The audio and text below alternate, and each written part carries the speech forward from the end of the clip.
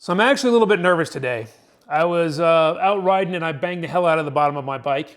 I'll tell you that story in a minute. So what we're going to do today is we're going to remove this traction dynamic skid plate and check out and see if my engine was damaged. That's really the goal today. We're going to take that off, inspect the plate itself to make sure the plate is still okay. But most importantly, is my engine underneath of it okay? What happened was, as my wife would say, I was coming out of a gas station in Fort Morgan about 2 hours east of here. And as I pulled out, I didn't realize there was a drop-off coming out of the parking lot. Just the shadows were just right, and I just dropped right off of it.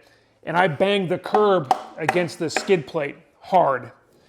And it bounced and hit it a second time. So I hit twice. I pulled over, and I looked around the bike. I crawled under, shut off everything, of course. Look under, I'm making sure that there's no oil leaking or anything, no obvious damage to the bike is really what I was concerned about. I saw no obvious damage, so I've brought it home here, got comfortable, and now we're going to take this skid plate off and take a look and see if anything has happened. You can see I've tipped the bike over. It's the easiest way to get underneath this bike when you're not changing oil. Changing oil, you can't do this, but this is the easiest way to get under the bike and look at the bottom of it. So that's the goal. Take off the skid plate, take a look, see what happened. All right, we are under the bike here. You can see this is the smaller of the traction dynamic ones. They say their bigger one is for a lot larger stuff. That's I think it's called the Alcan model. This is the smaller one. So you can see right here where I banged it, and that is right down the center line. And it is right over the center of the engine casing. And then you can see the second hit was back here. So as I was coming out, I bottomed out here, bounced and bottomed out here. Over here is not as bad because there's like nothing back here. That's not true. Actually, there is a lot of stuff back there. So let's find out. We got our little bucket here for screws, and this guy's just a bunch of 4mm hex heads.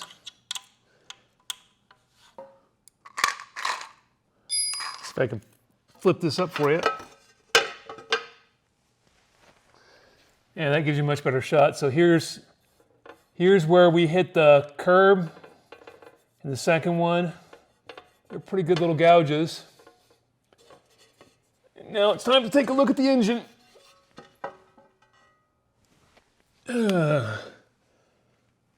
That's nice. Let's see if you can get in there. So this is where I impacted, and then right here.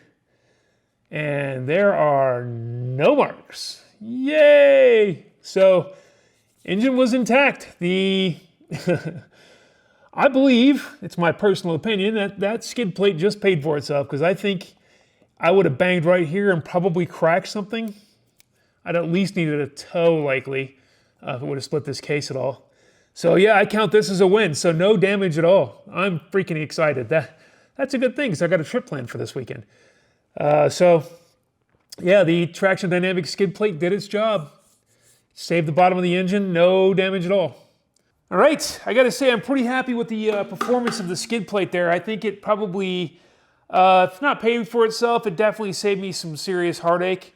And I'm pretty happy with that. And, you know, I'm glad I put it on there. So, you know, I think it's a worthwhile investment. I don't have anything other than the traction skid plate. I didn't buy the other skid plates and check them out. So, and I'm not endorsed or anything like that. I don't get paid to do this. This is just for me. I'm a guy in a garage.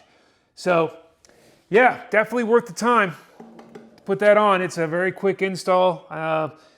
If you have any experience with this, you know, put it in the comments down there. I've only heard horror stories. I've not seen one.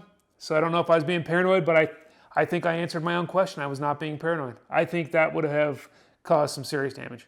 All right, man. Have a good ride. Keep the wheels down.